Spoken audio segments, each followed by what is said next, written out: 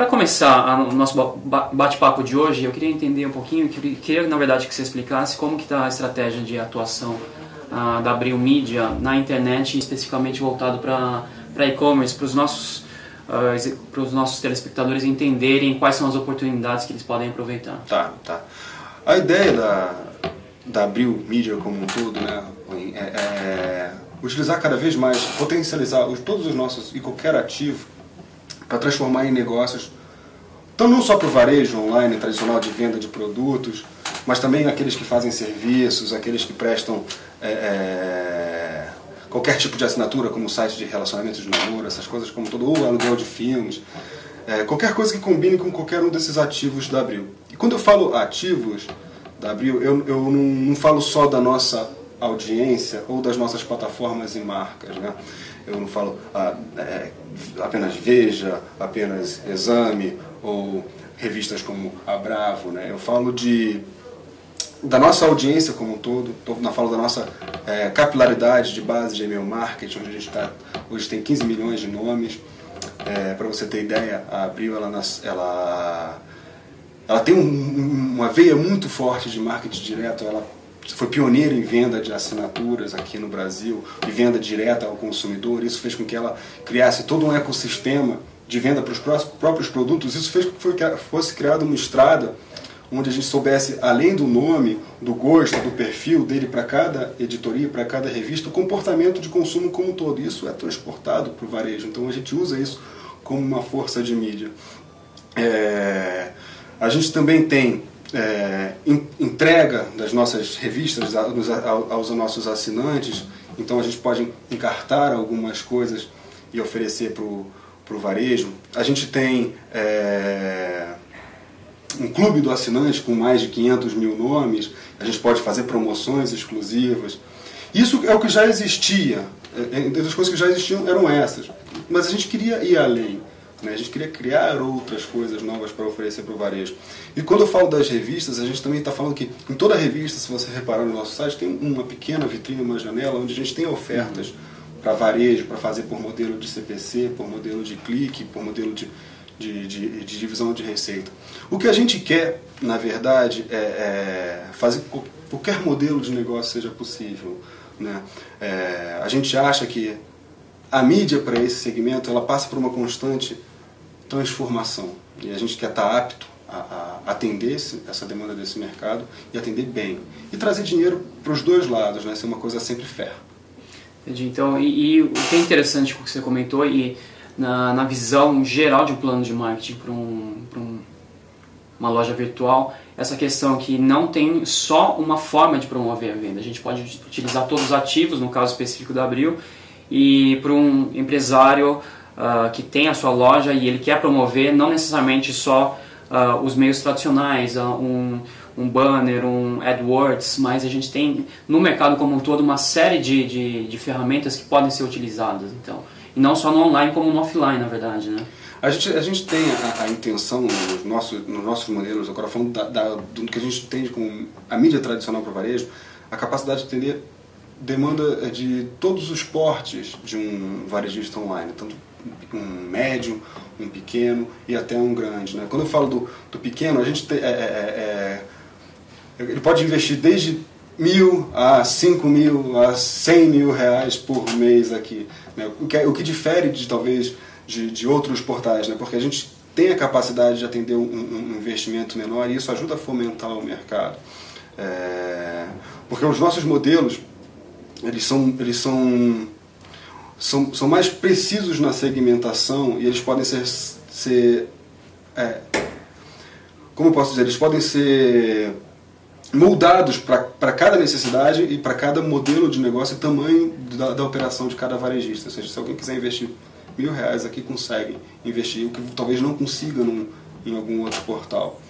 Tá, e isso a gente está falando de internet e outros meios também? Nesse caso específico eu estou falando mais de internet, né? Quando você começa a misturar meios para fazer sua composição de mídia e branding, você já começa a entrar numa outra seara, né? Quer dizer, os investimentos eles passam a ser um pouco maiores, mas evidentes. Você também tem retornos maiores nesse caso. Agora, para os pequenos lojistas ou para quem está começando uma empresa agora, você imagina que dentro de um portfólio como esse, quais seriam as ferramentas mais adequadas para começar? Ou um mix mais interessante? Entendi. Eu acho que ele tem que, se ele for pequeno, tem que pensar da seguinte forma. Imagina, você está começando uma loja, você tem a oportunidade de fazer a sua marca num site como o da Exame ou da Veja. Então eles têm janelas que são essas que chamam de PPI, que ele pode anunciar e comprar pacotes de clique. Mas a gente sempre recomenda que, além do pacote de clique, ele compre uma base de e-mail segmentada. A gente tem uma base de compradores muito forte dentro da nossa mídia. Quando a gente faz um negócio com um varejista como esse, a gente tende a entender o perfil dele e fazer a composição de mídia de acordo com o que ele está precisando. Então a gente faz isso para todos os tamanhos do negócio. A gente não fica só restrito a fazer com grandes anunciantes. A gente quer... A Abril, ela é a maior empresa da América Latina de mídia segmentada. Então ela tem que conseguir absorver qualquer tamanho de negócio e qualquer um que tenha a intenção de anunciar conosco.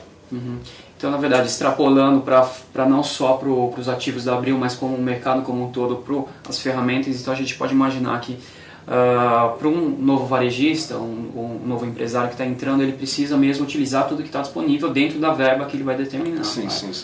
E, na verdade, até falando nessa questão de verba, só para facilitar um pouquinho, imagino que vocês muitas vezes recomendam até, pelo pequeno empresário, ele não tem muita noção. Que tipo de verba, o que a gente está falando aqui assim, você acha que seria necessário para um cara que está entrando agora? Se é que dá para falar não sei, dá para falar número pro meu lado, não sei se dá para falar número pro lado dos outros, né? Quer dizer, vai depender do fôlego de cada um, né? A gente sabe que o varejo é um negócio ingrato, o cara ele está sempre fazendo a coisa virar, ele está sempre apertando margem, apertando custos para conseguir ser mais competitivo e fazer a roda girar, ou seja, pagando o fornecedor mais tarde, antecipando a receita do cliente. É uma matemática muito difícil. A mídia é essencial para fazer com que a coisa aconteça. Vai depender muito do fôlego que ele tem. Eu posso dizer que grandes players eles chegam a investir 7% do faturamento bruto dele em verba publicitária, online ou offline. Estou falando de verba publicitária de modo geral. Só que isso vai depender muito. Os maiores ainda, esse share chega a ser um pouco até menor do que 7, chega a ser 3, 5, 2. Alguns, dependendo da margem, se for um player de margem alta, ele pode investir 20% da verba dele em publicidade. Depende muito da margem de cada negócio. Eu acho que cada um tem a responsabilidade de fazer a sua continha ali e ver o quanto ele está disposto a gastar e qual o ROI que ele está buscando em cada uma das operações. Isso ele vai sentar com a gente aqui e a gente faz esse trabalho junto, né? Quer dizer, a gente quer o melhor ROI para ele e o melhor ROI para a gente. Chegou nesse ponto, a gente faz o deal acontecer. Ponto de equilíbrio para os dois lados. Né? E tem algum tipo de parâmetro numa distribuição do que você comentou, 7%, 20%, enfim, o número que for, uma distribuição de online versus offline, ou dentro de online, algumas ferramentas específicas, e-mail marketing? Eu acho que dentro desses 7%, ou vamos botar em 5% do reinvestimento em mídia, 70% vai para o Google, né? Eu acho que é a maior parte do que vai para marketing de intenção mesmo, né? Quer dizer, o cara está buscando algo e é ali que eu vou pescar esse peixe. Mas, ao mesmo tempo, isso, claro, estou falando do âmbito geral, né? Quer dizer, se você for analisar caso a caso, a gente vai ver que vão ter players que vão botar mais, sei lá, mais do que mais em portais, etc. Eu acho que nenhum deles vai deixar de fazer Google, todos fazem Google em geral, mas eu acho que a divisão do mercado é basicamente essa, assim, 60% vai para buscadores, eu acho que mais uns 20% vai para comparadores de preço, aí depois começam a ser diluídos entre portais, etc., banners de CPM. O modelo de CPM cada vez funciona menos para o varejista, né? Ele está sempre buscando a conversão, ele está buscando na ponta do lápis o quanto quanto está vendendo aquilo no dia a dia. O que eu falei é aquela coisa da matemática, né? O cara tem que fazer a conta fechar naquele momento, naquele instante, e não tem um time frame muito grande para fazer a coisa acontecer. E quando você vai falando dos menores ainda, ele tem menos fôlego financeiro do que os maiores para competir por mídia nesses mercados. Então a gente tenta atender tanto esses novos entrantes, médios e pequenos, como os grandes também. Eu acho que a nossa plataforma de mídia normal, que não é a única coisa que a gente faz aqui, a atender esses segmentos.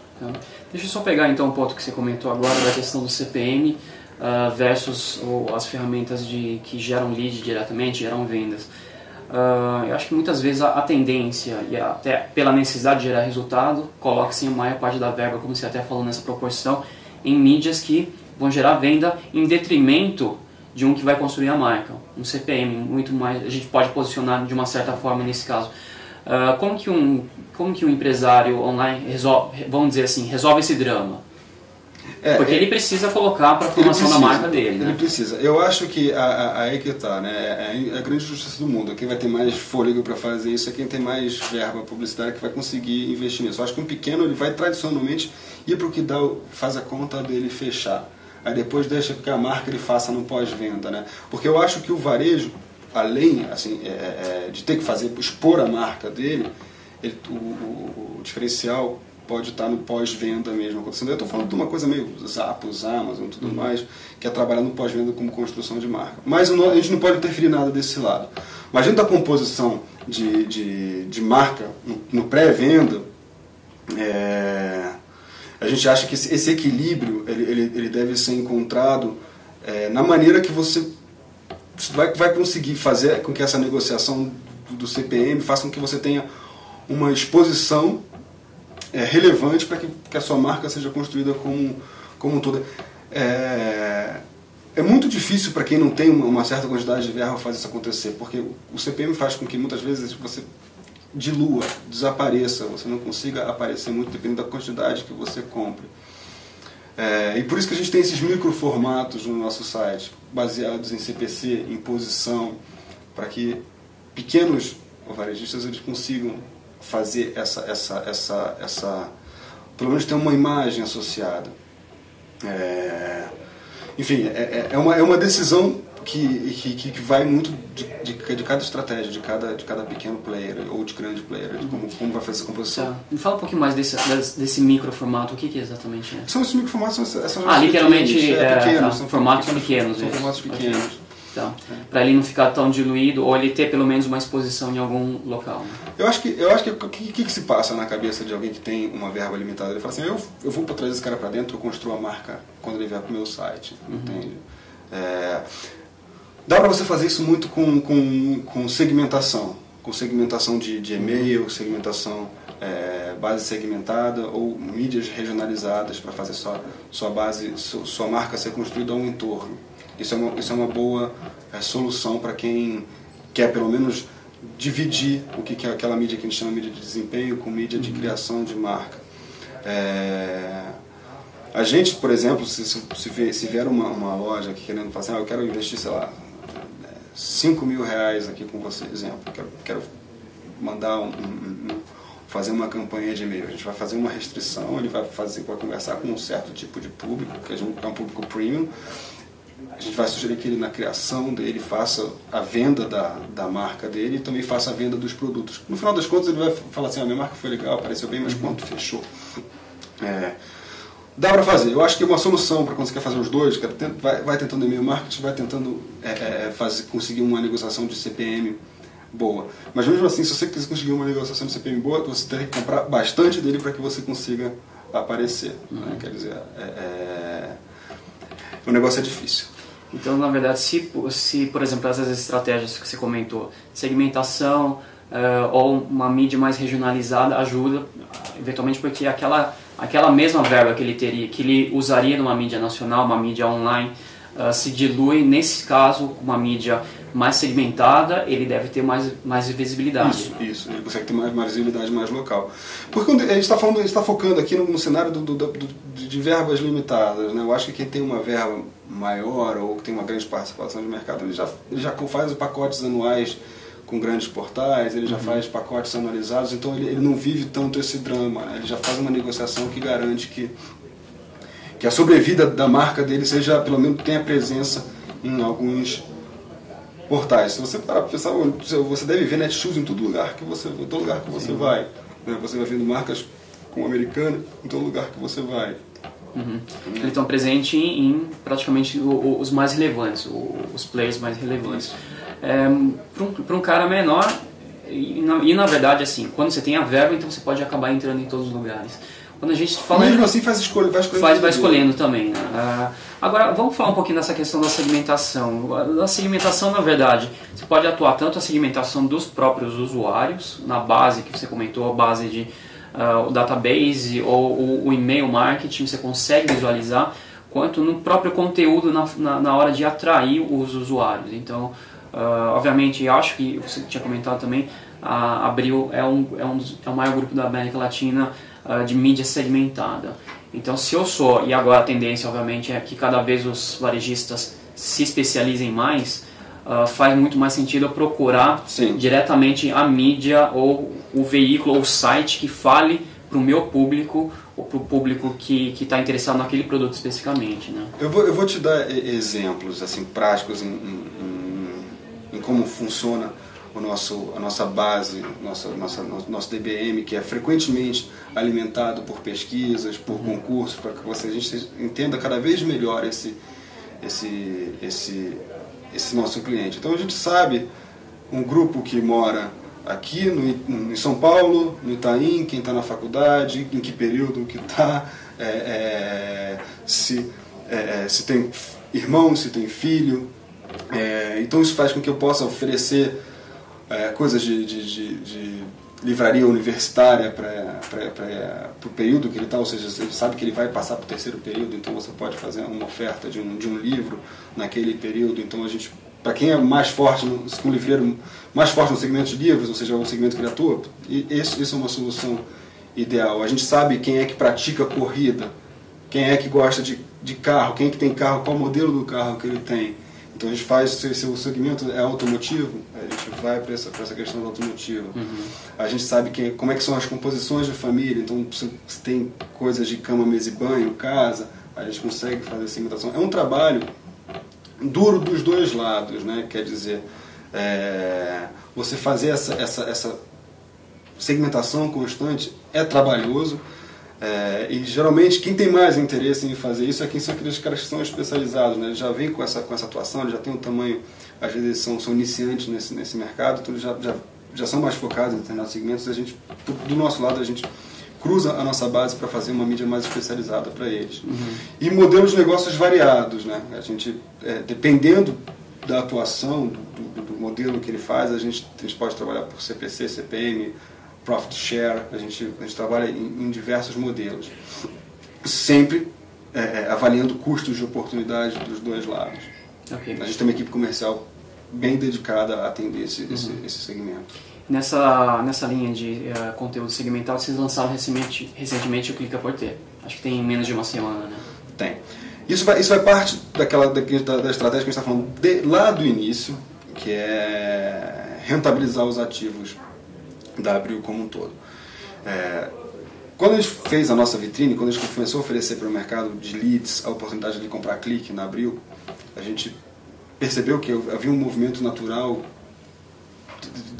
do público feminino se manifestar muito através de ofertas de sapatos e tudo mais. A gente começou com 2 lojistas importantes desse segmento anunciando com a gente, e em dado momento a gente percebeu que outros players do segmento de sapatos queriam anunciar conosco. Aí a gente estava começando a fazer a conta de oportunidades do nosso lado, e a gente viu que se a gente começasse a colocar mais players dentro da nossa vitrine do mesmo segmento, a gente ia começar a entregar menos, criar uma competição entre aqueles que já estavam se estabelecendo, então nossa mídia ia deixar de ser performática para aqueles que já estavam anunciando com a gente.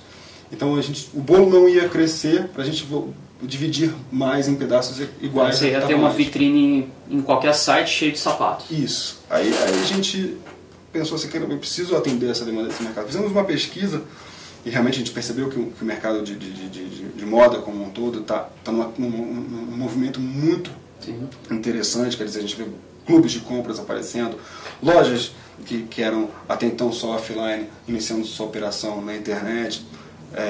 Vamos apostar e vamos ser um first mover nesse mercado, vamos lançar um marketplace de leads, né, que amplia a nossa operação. Então a gente começou a desenvolver um produto, que é o Clique à Porter, onde a intenção dele é juntar todas as lojas, que são inicialmente só sapatos por enquanto, mas a gente pretende fazer acessórios, bolsas, roupas em geral, mas focado no mercado feminino. Começaram só com sapatos, a gente está com umas 15 lojas já rodando com 7 mil sapatos, mas a gente não queria ser só um organizador, né? Quer dizer, um diretório de sapatos, uma prateleira. Chamamos uma empresa parceira, a Kaordic, para ser a nossa plataforma de inteligência artificial, né? Que a gente queria que criasse uma vitrine de moda para cada gosto de cada usuário que visitasse nosso site, que além de acontecer essa inteligência artificial no nosso site, a gente queria que isso fosse transposto também para o varejista, né? Aquele conhecimento que a gente adquirir no nosso site Clique à Porter, ele continuasse a oferecer recomendação de acordo com o gosto daquela usuária no site do varejista.